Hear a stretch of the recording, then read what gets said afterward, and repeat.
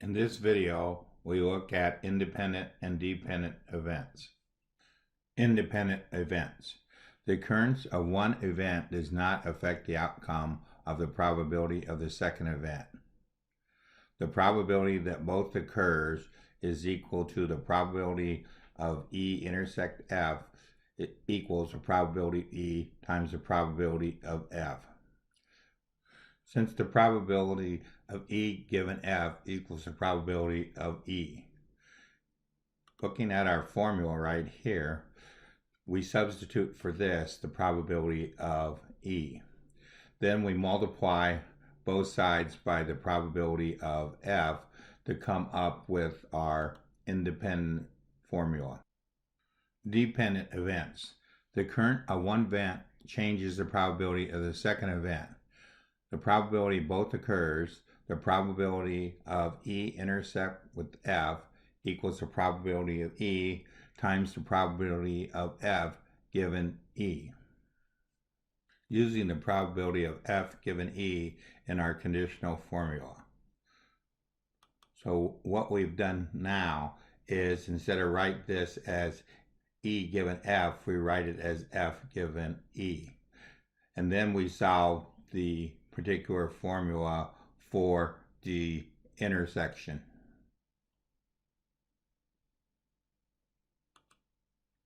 In developing both these formulas, we use the symmetric property. The symmetric property is if A equals B, B equals A. And then the second one with dependent events, we use the commutative property to switch E intersect F from F intersect E. We use the independent event formula to show that two events are independent. A coin is tossed twice. Show that heads in the second toss is independent of tails in the first toss. The tail, head branch of the tree. We use the abbreviated form. We have that the sample space is head, tail, tail, head, tail, tail. Event E is tail, head, tail, tail. Event F is head, tail, head. E intersect is tail, head. Event E was tails in the first toss. Event F was heads in the second toss. And the intersection was tails in the first toss, heads in the second toss. The probability E was equal to 1/2. The probability F was equal to 1/2, and the probability E intersect F was equal to 1/4. Taking these two times each other, we get 1/4. So since both answers turn out to be 1/4, the two events are independent of each other. Looking at a second example of independent events, we turn to our subpage. Are the events drawing a king, E, and drawing a black card, F, independent? The probability of E, a king, is 4 out of 52, which reduces to 1/13.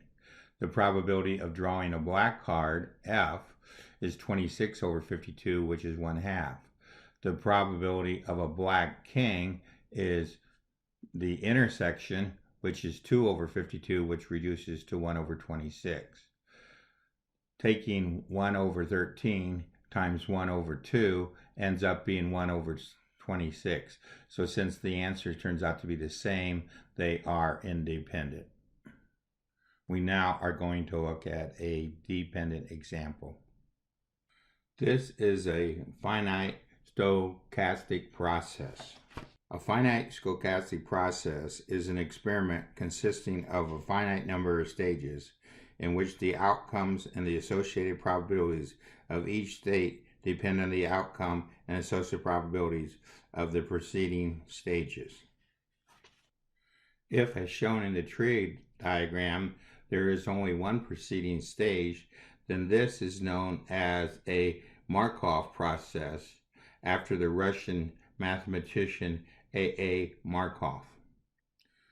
The easiest way to work this problem is to use matrices. Since the Markov process can be referred to as a Markov chain. We do an initial matrix and a transition matrix. Two cards are drawn without replacement.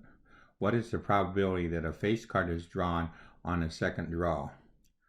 So what we're going to do is draw the tree and assume that the first card is a face card. Our tree diagram has an error. This top branch here should be G given F complement. The probability of a face card is 12 over 52. The probability of not a face card is 40 over 52. The probability of a face card on the second draw given a face card on the first draw is 11 over 51. The probability of the two intersect is 12 over 52 times 11 over 51. The second place that we have to consider is the probability of a face card given that it's not a face card, which is 12 over 51. So we have 40 over 52 times 12 over 51, and we want to add these two together. So this is what's shown in the CAS window of our calculator. So the answer turns out to be 3 over 13.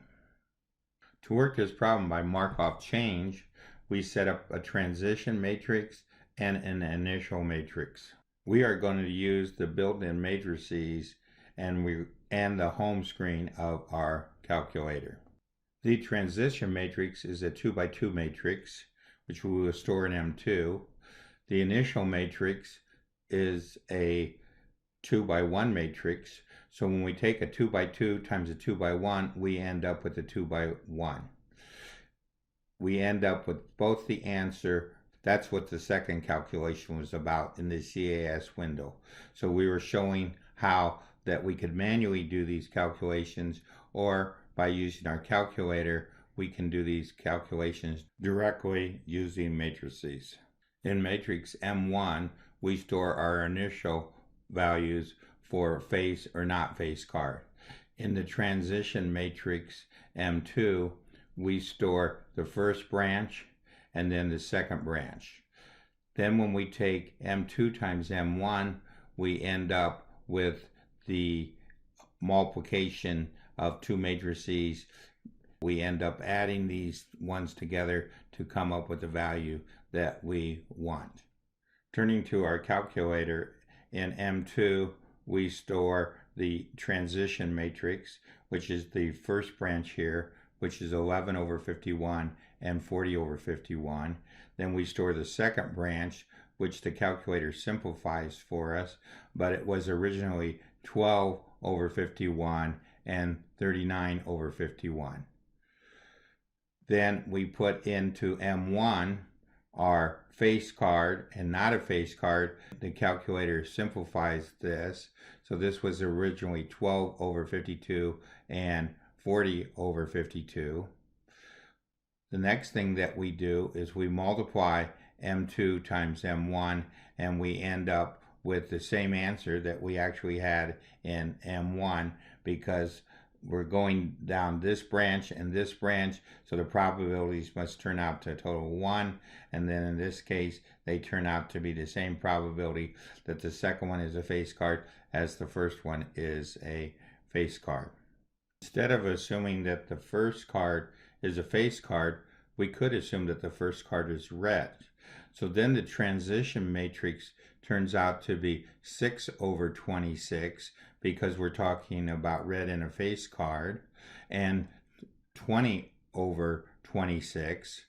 The same thing happens for the not red, which is black, so it turns out to be 6 over 26 and 20 over 26. The original matrix that we have in here